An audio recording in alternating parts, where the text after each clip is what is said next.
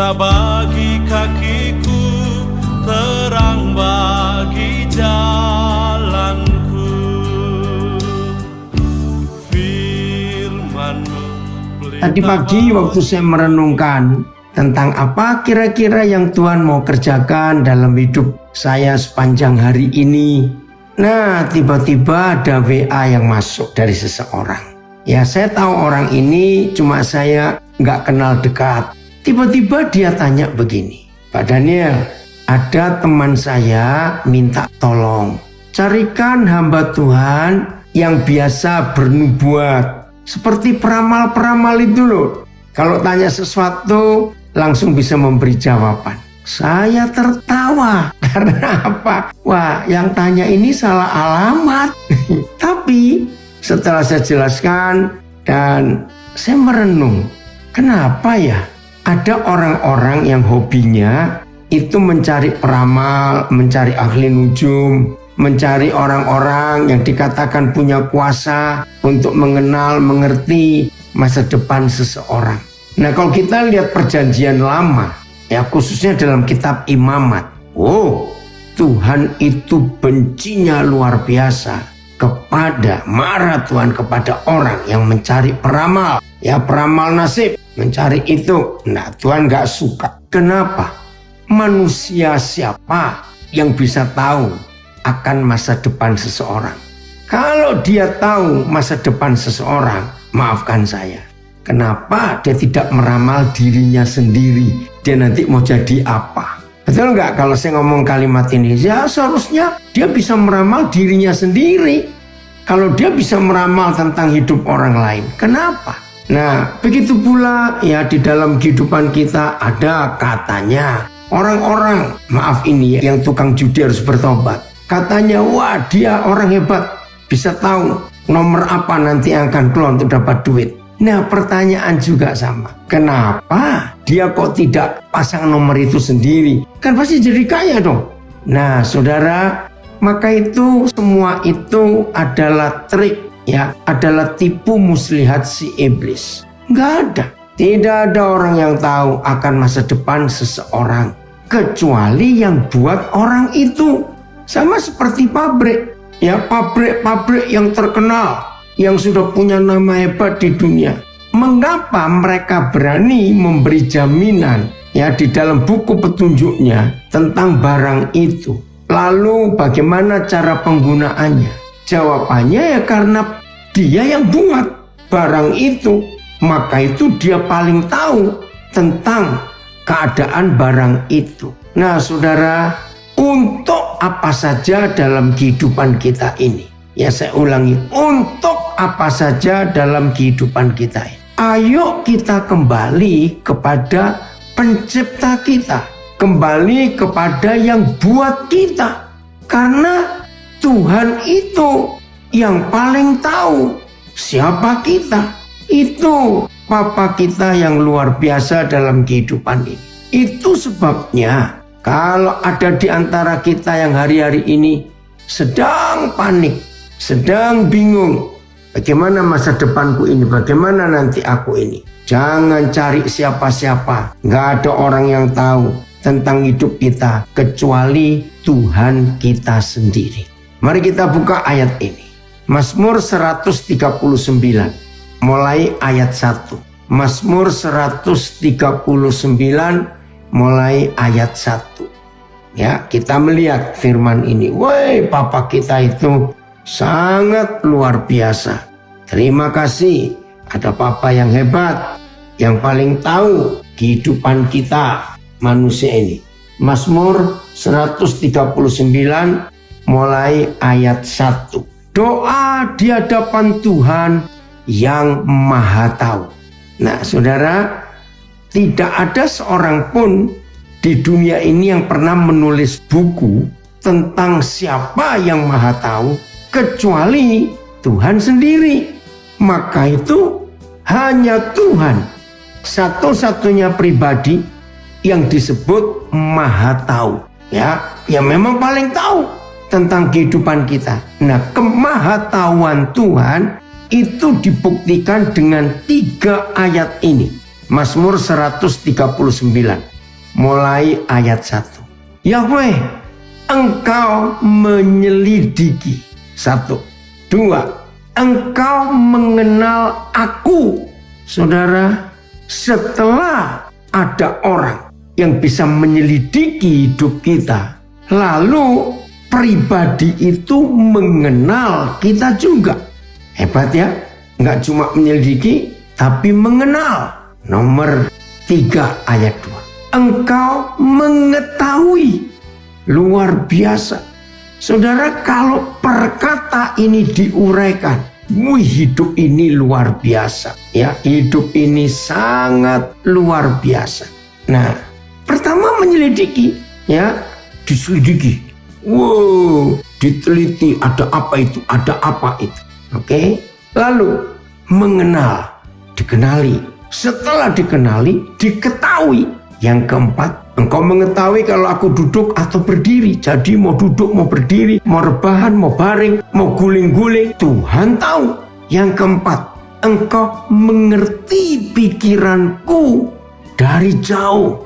Ya, jangan diterjemahkan ini telepati, tidak. Saudara, di bagian ini saya menemukan salah satu penyebab pertengkaran suami istri, percekcokan suami istri, ketidakcocokan suami istri.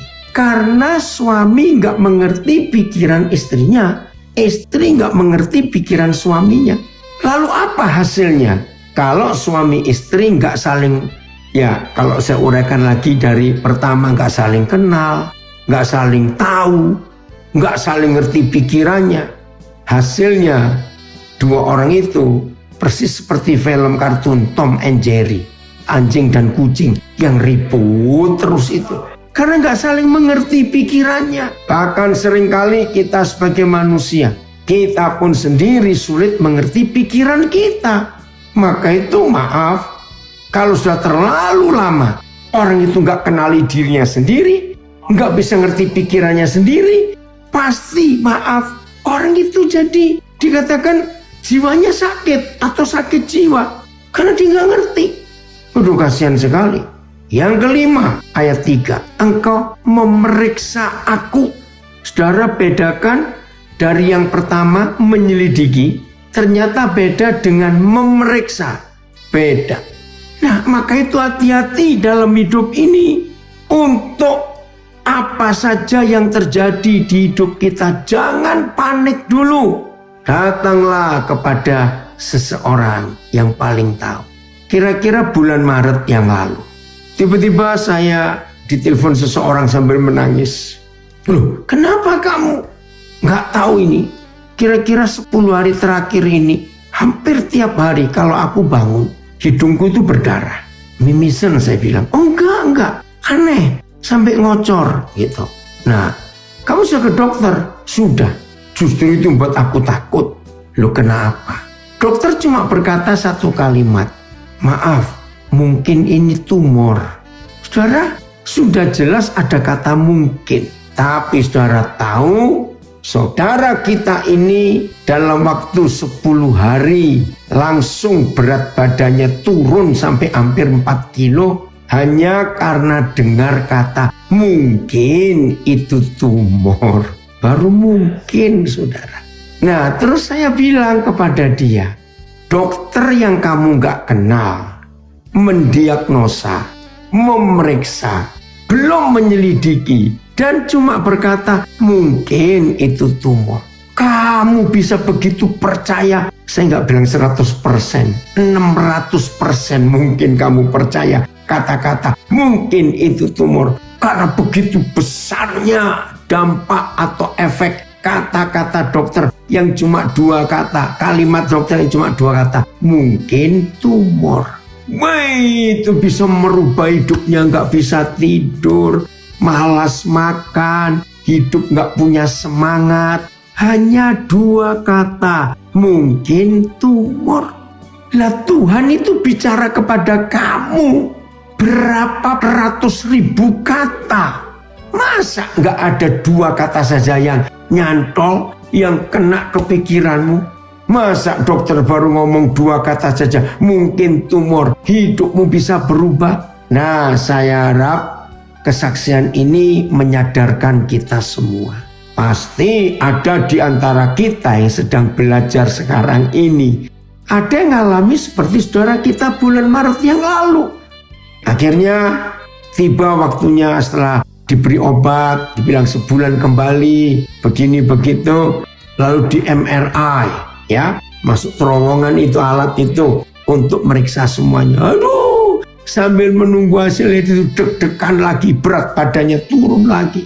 Nah, begitu selesai, hasilnya dikatakan, oh tidak Pak, ternyata kesalahan. Mungkin waktu Bapak masih kecil pernah kena pukul atau terjatuh.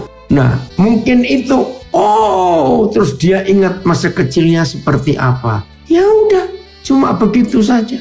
Nah, belum diperiksa betul, hanya mendiagnosa. Saudara, mari kita jujur pada diri kita sendiri. Berapa banyak kali hidup kita mendengar kata-kata orang, bahkan kalau saya berkata orang yang tidak bertanggung jawab, asal ngomong. Mengapa bisa terpengaruh dan percaya? Kenapa kepada Bapa di surga yang firman-Nya jelas hidup dan menjamin hidup kita seperti itu, kenapa kita nggak bisa mempercayainya?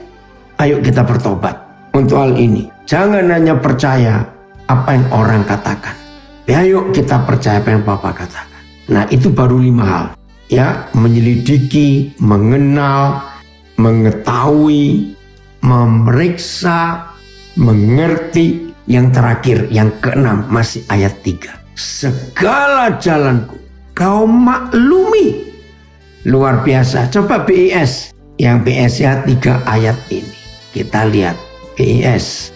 Ya, mulai ayat 1. BIS. Ya Yahweh, Engkau menyelami aku. Terima kasih. Engkau mengenal aku. Terus ayat 2 masih BIS. Menyelami, mengenal, Engkau tahu segala perbuatanku. Yang ketiga ya.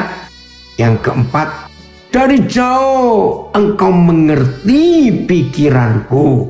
Ayat 3. Yang kelima dan yang keenam, Engkau melihat aku, baik aku bekerja atau beristirahat. Engkau tahu segala yang kuperbuat ini. Kepada saudara-saudara yang masih ragu-ragu tentang masa depan, kepada saudara-saudara yang masih ketakutan menghadapi hari esok, sehingga ada beberapa di antara saudara mulai mencari peramal, ahli nujum, orang yang mengetahui nasib.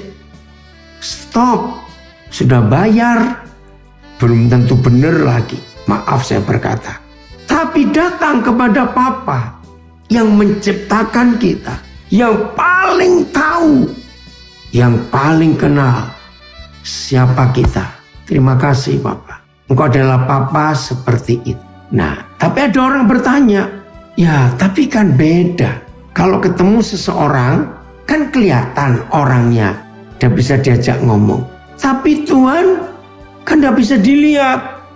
Nah saudara, ayo hari ini kita betul-betul menyadari ada pribadi yang begitu luar biasa, yang begitu hebat, yang bukan cuma mengenal, meneliti, memeriksa, mengetahui, menyelidiki. Wih, luar biasa untuk itu. Saudara yakin gak? Kalau saudara dan saya berani menyerahkan hidup ini kepada satu-satunya pribadi yang paling tahu tentang siapa kita, tidur itu nyenyak, hidup itu tenang. Oh iya, tadi pagi ada satu grup yang saya ikut, terus ada tulisan, ya ada tulisan ya pendek, lalu saya tambahi sendiri. Saya bacakan ya, saya nggak tahu yang nulis itu siapa, karena pakai inisial nama di grup itu. Coba ya sebentar. Terus waktu saya balas, woi, banyak yang komen. Nah ini, hidup itu murah. Ini tulisan salah seorang saudara di grup itu. Nah saya tuh nggak kenal. Hidup itu murah, yang mahal itu gengsi kita. Saya setuju. Ya, hidup itu murah, yang mahal itu gengsi kita. Jadi jangan turuti gengsi kita, karena itu bisa menjerumuskan kita. Saya bilang setuju. Hal kedua, dia nulis begini. Hidup itu indah, yang semrawut itu pola pikir kita. Saya setuju. Jadi cobalah untuk selalu ingat, hidup bukan hanya untuk mencari yang terbaik, namun lebih kepada menerima kenyataan. Salam bahagia. Nah, saya nggak tahu. Terus saya tambahi tulisnya saya sendiri. Hidup itu ringan. Yang buat berat itu memaksa memenuhi keinginan diri sendiri. Itu jadi berat. Nuntut. Nah, yang kedua saya nulis. Hidup itu indah. Yang buat jelek itu karena kita pakai kacamata milik orang lain. Betul nggak? Karena kita pakai mata orang lain, maka kita melihatnya jadi salah. Nah, yang ketiga saya buat. Hidup itu sangat menyenangkan. Yang buat tidak menyenangkan karena kita memaksa orang di sekitar kita untuk menyenangkan kita. Ya orang ya capek juga. Kalau di sekitar kita tuntut mereka untuk memenuhi keinginan kita. Lalu saya akhiri dengan tulisan, ayo kita buat hidup ini menggenapi Matius 11:29. Itu pikul laku yang Yesus sediakan buat kita. Karena pikulanya itu enak, bebannya itu ringan. Ya sudah, kalau Tuhan begitu. Oh, ada yang komen ini. Saya baca dulu ya. Gelinding saja dengan Tuhan. Percaya Tuhan berikan yang terbaik. Setuju? Oke. Terus, barang kalau ada masalah aja, kita akan pergi ke service center pemilik merek atau brand tersebut. Apalagi hidup kita seharusnya datang kepada penciptanya. Kalau ada masalah, setuju. Karena memang dia yang paling tahu akan kehidupan kita. Jadi jangan panik, saudara, jangan panik. Nah, lalu masalahnya di mana? Ada 3 sumber masalahnya. 1, kenapa ada orang percaya datang kepada peramal? Ya karena percaya peramal itu. Nah, kenapa saudara ngaku anak Tuhan sulit mempercayai Tuhan? Ya karena nggak percaya. Itu aja jawabannya. Kesalahan ketiga, saudara selalu melihat fakta dulu, melihat orang, wujud pribadi. Tuhan sulit dilihat. Nah, itu salah. Saya mau buktikan kepada saudara, ada banyak hal dalam hidup itu nggak perlu fakta. Ya, salah satu aja ini. Salah satu, coba dengerin. Siapa percaya dunia ini berputar? Ya semua kita percaya. Tapi kalau suatu hari saudara ketemu orang bilang begini, aku nggak percaya dunia ini berputar. Terus saudara tanya, loh kenapa kamu nggak percaya dunia berputar? Faktanya aku tidak merasa. Kira-kira kalau saudara ketemu orang kayak begitu, saudara akan jawab apa? Kalau saya ketemu orang begitu, saya jawab, sini kepalamu, saya tempeleng biar pusing, kan dunia berputar. Maaf. Loh, dunia itu berputar. Dengar ya, maaf. Dunia itu berputar tidak tergantung perasaanmu. Setuju nggak? Dunia itu berputar, itu memang dia berputar. Nggak perlu dirasa-rasakan, kecuali pusing. Nah, itulah fakta. Ayo, siapa berani membantah? Mana faktanya? Dunia berputar. Aku nggak rasa. Nggak perlu fakta. Percaya saja. Karena dunia berputar. Bahkan secara ilmu pengetahuan sudah dibuktikan. Ya, dengan banyak hal. Saya nggak membahas itu di sini. Itulah fakta. Ya, yang tanpa menuntut perasaan kita. Yang kedua, siapa percaya? Matahari nggak pernah terlambat untuk terbit. Betul? Nggak pernah terlambat. Nggak usah nunggu fakta. Nggak, aku mau lihat dulu. Besok ada atau tidak? Ya tunggu aja sampai besok kamu usah tidur. Kalau aku sih nggak mau nunggu, aku tinggal tidur. Besok pasti bersinar, terbit sendiri dia. Nah maaf, maka itu kalau ada orang bilang, aku nggak percaya kalau nggak ada fakta. Ayo hari ini kita berubah. Mempercayai Tuhan sebagai Papa kita. Faktanya, ya cuma percaya saja. Dia menghidupi kita kok. Bagaimana caranya itu? Nah, tadi saya ketemu suami istri memberi kesaksian yang luar biasa. Ketika awal pandemik 2020, ya di dalam mimpinya, ya pernyataan Tuhan, keluarga ini disuruh beli satu restoran. Anak-anak juga bingung, apa nggak salah? Orang nggak bisa makan loh ini. Kan nggak boleh restoran itu. Awal pandemi, logikanya nggak jalan. Bagaimana? Kan restoran tutup. Tapi keluarga ini taat, saudara. Nah, tadi saya dengar kesaksian luar biasa. Akhirnya mereka ambil. Wah, pemilik pertama restoran itu bilang, terima kasih kalian menyelamatkan kami. Ternyata mujizat terjadi. Nggak sampai setahun, modal balik. Loh, aneh, restoran selama pandemi nggak boleh buka. Ternyata mereka jual yang cuma untuk dibawa pulang. Orang nggak makan di situ.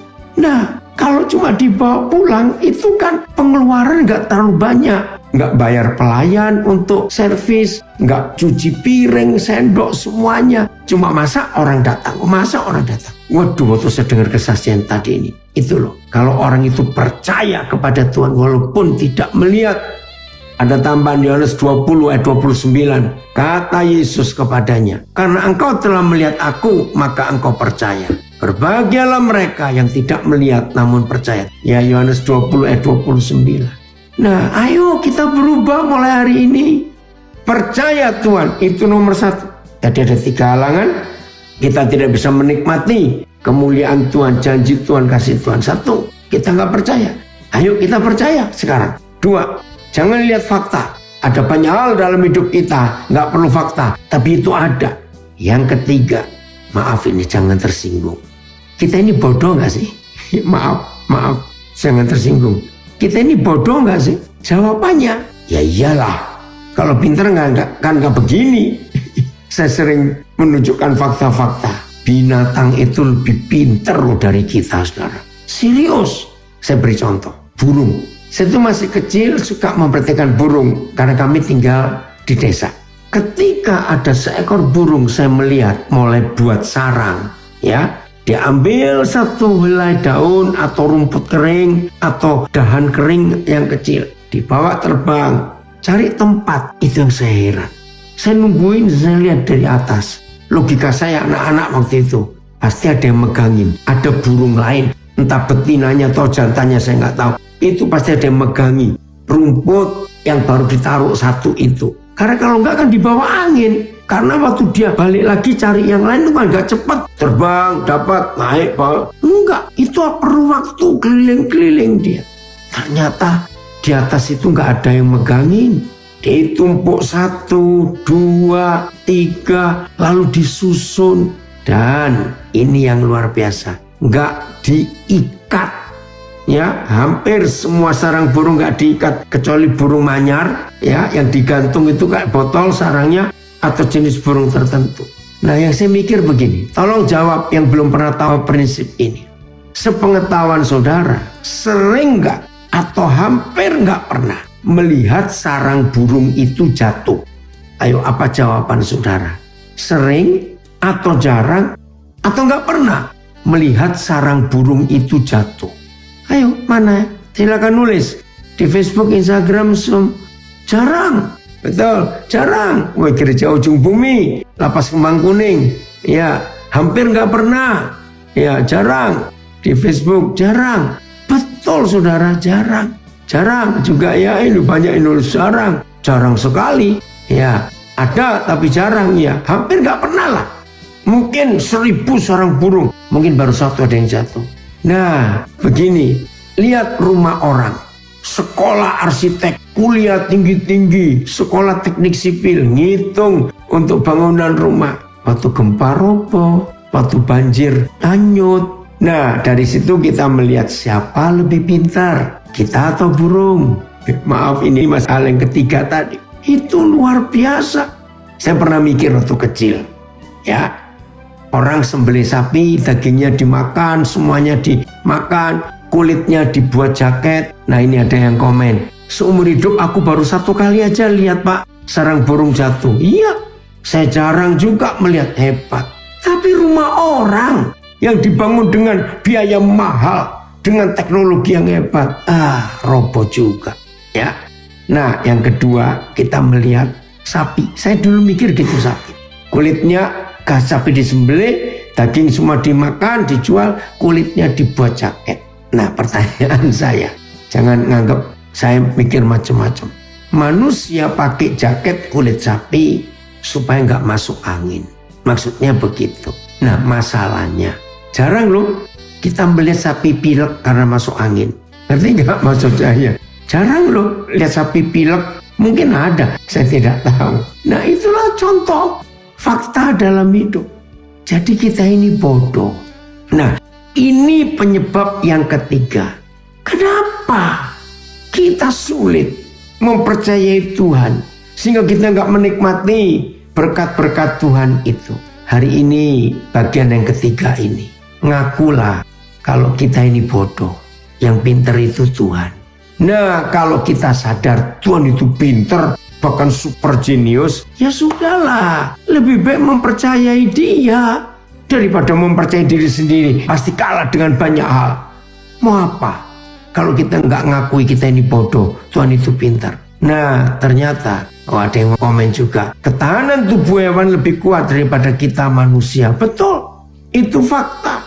Burung itu nggak punya atap loh sarangnya. Jadi kalau hujan tuh kehujanan loh saudara. Tapi luar biasa mereka, hebat. Oke ya, jadi sudahlah mulai hari ini, ayo kita belajar mempercayai Bapa dalam segala hal. Karena Dia itu yang paling tahu akan kehidupan kita. Yeremia 29 ayat 11. Ayat yang terkenal itu. Ayo hari ini kita semua jangan mau dibodohi lagi oleh si jahat itu. Ya ada Papa kita yang luar biasa. Yeremia 29 ayat 11. Yeremia 29 ayat yang ke-11. Ya saya baca berapa terjemahan. Sebab aku ini mengetahui rancangan-rancangan apa yang ada padaku, pada Tuhan mengenai kamu, tentang kita. Demikianlah firman Yahweh, yaitu rancangan damai sejahtera, bukan rancangan kecelakaan, untuk memberikan kepada kita hari depan yang penuh harapan. Luar biasa. Oh saya baca ini komen dari Kutai Barat, Kalimantan Timur. Rumah kami pernah roboh hanya dengan angin puting beliung. Tetapi di pohon-pohon sekitar rumah, tempat burung-burung bersarang aman aja tuh. Benar, burung lebih pintar bikin sarang. Nggak pernah sekolah atau kuliah teknik sipil dan lain-lain. Super sekali, betul. Nggak diikat, itu aja yang saya mikir. Ya nggak diikat, tapi luar biasa mereka. Ayat sebab aku mengetahui rencana-rencana yang aku miliki bagi kamu. Firman Yahweh, rencana-rencana untuk kesejahteraan, bukan untuk kemalanganmu, untuk memberimu masa depan dan pengharapan. Ya wes, kalau Raja bilang begitu, itu Bapa kita. Nah, oke. Puji Tuhan Martapura, firman ini memberkati kita semua ya. Semua anak-anak saya warga binaan dimanapun saudara berada. Mungkin secara fakta saudara yang sedang di dalam dibina sulit melihat gambaran masa depanmu bagaimana. Nanti mau jadi apa? Kalau aku keluar nanti, apakah aku bisa diterima di masyarakat? Apakah keluargaku masih terima aku seperti dulu? Apa teman-temanku apa? Waduh, banyak pertanyaan kepada saudara binaan. Tapi biarlah hari ini nggak usah panik, lihat ke surga. Firman ini meyakinkan setiap kita, asal kita bertobat sungguh-sungguh. Itu Papa kita yang luar biasa. TL ada kata bagus. Karena aku ini amat mengetahui segala maksud yang kutaruh akan kamu. Demikianlah firman Yahweh, yaitu maksud akan hal selamat dan bukan akan barang sesuatu yang jahat, supaya pada akhirnya aku mengaruniakan kepadamu barang yang kamu harap itu. PS, bukankah aku sendiri tahu rencana-rencanaku bagi kamu? Rencana-rencana itu bukan untuk mencelakakan kamu, tetapi untuk kesejahteraanmu dan untuk memberikan kepadamu masa depan yang penuh harapan. MELT, sebab aku mengetahui rancangan-rancangan yang aku rancangkan atas kamu. Firman Yahweh, rancangan-rancangan damai sejahtera dan bukan kejahatan. Terima kasih Bapa, untuk memberikan kepadamu masa depan. Sebab aku mengetahui rancangan-rancangan apa yang aku rancangkan atas kamu. Firman Yahweh, rancangan-rancangan damai sejahtera dan bukan kejahatan. Terima kasih Bapa, untuk memberikan kepadamu masa depan dan harap. Apa yang perlu kita takuti? FYH. Karena aku mengetahui segala rencanaku bagimu. Terima kasih Pak. Demikianlah firman Yahweh. Rencana-rencana itu untuk kebaikan, bukan untuk keburukan. Untuk memberi kamu masa depan yang penuh pengharapan. Haleluya. Nah, asal nurut. Lagi sekali kepada semua anak-anak saya warga binaan yang hari-hari ini sedang ketakutan. Maaf ya, Pak ingin bicara secara khusus kepada semua kalian warga binaan. Ternyata saudara yang di luar ya harus tahu perasaan saudara kita yang di dalam ini. Ternyata tidak sedikit saudara-saudara kita warga binaan ini yang proses bebasnya terlalu lama, artinya terlalu lama di dalam. Justru makin dekat hari saudara kita ini bebas atau keluar, itu ada yang ketakutan. Malahan saya dulu gak ngerti, loh seharusnya kan bebas tuh seneng dong. Nah, yang terlalu lama di dalam karena bingung. Dua hal besar yang buat bingung. Satu, aku masih diterima orang gak ya? Kan namanya sudah jelek, maaf ya Pak bicara ini. Ini jadi tekanan tersendiri. Orang terima aku gak ya? Yang kedua, takut bisa kerja gak? Nah, saya lupa ya tahun berapa, sudah cukup lama. Ketika tiba-tiba ada saudara yang waktu dekat bebas, dia bilang, aduh terima kasih Tuhan, Engkau sudah bebaskan. Ternyata saudara kita ini takut justru mau bebas itu. Nah di situ saya mulai belajar. Oh itu masalahnya. Begitu kalau ada di antara anak-anak saya semua warga binaan, ayo hari ini jangan takut. Nikmati hari bebasmu, nikmat. Karena firman ini adalah jaminan buat saudara semuanya, buat kita semua. Ini bagian yang terakhir. Yeremia 18. Firman yang datang dari Yahweh kepada Yeremia bunyinya, pergilah dengan segera ke rumah tukang periuk. Di sana aku akan memperdengarkan perkataan-perkataanku kepadamu. Lalu pergilah aku ke rumah tukang periuk, dan kebetulan ia sedang bekerja dengan pelarikan. Pelarikan itu tempat kayu yang putar itu. Oh, dari Kutai Barat ada komen. Betul sekali. Ketakutan dari sahabat-sahabat binaan di LP. Kami pernah terlibat dalam pelayanan penjara. Para hamba Tuhan yang terlibat langsung pelayanan di LP harus siap menampung mereka yang bebas. Tapi gak tahu mau apa dan kemana. Betul. Ayat 4. Apabila bejana yang sedang dibuatnya dari tanah liat di tangannya itu rusak, maka tukang periuk itu mengerjakannya kembali menjadi bejana lain menurut apa yang baik pada pemandangannya. Saudara, inilah fakta. Kalau hidup ini rusak di tangan Tuhan tapi kita berontak. Ketika bejana, ketika tanah liat itu belum jadi betul, mungkin baru 70% ya dari bongkahan tanah liat terus mulai kelihatan bentuknya. Rusak. Nah, nggak disebutkan rusaknya karena apa. Ternyata tukang periuk itu adalah Bapa kita di surga sendiri. Tidak membuangnya, tetapi tetap mengerjakan dengan cara ini loh. Saya ulangi lagi ayat 4 Yeremia 18. Apabila bejana yang sedang dibuatnya dari tanah liat di tangannya itu rusak, maka tukang periuk mengerjakannya kembali menjadi bejana lain menurut apa yang baik pada pemandangannya. Ini yang luar biasa. Ada komen dari Surabaya, iblis selalu merusak gambar diri kita, maka dari itu harus ditolak roh penolakan itu sendiri. Amin. Betul. Jadi saudara-saudara yang merasa tertolak hari ini, ayo kita semuanya berubah. Nah, jadi kalau ada di antara kita merasa tuh hidup ini hancur, hidup ini rusak, ayo mulai hari ini saudara jangan takut, kerjakan itu seperti yang Tuhan mau. Indah di tangan Tuhan, nggak ada yang salah. Itulah Tuhan kita yang baik. Papa kita punya banyak cara untuk memberkati kita, hebat sekali. Itu ya.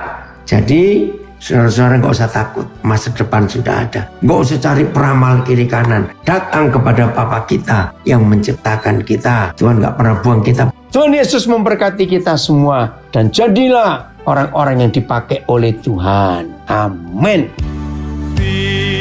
firman-Mu, pelita bagi kakiku, terang bagi jalan.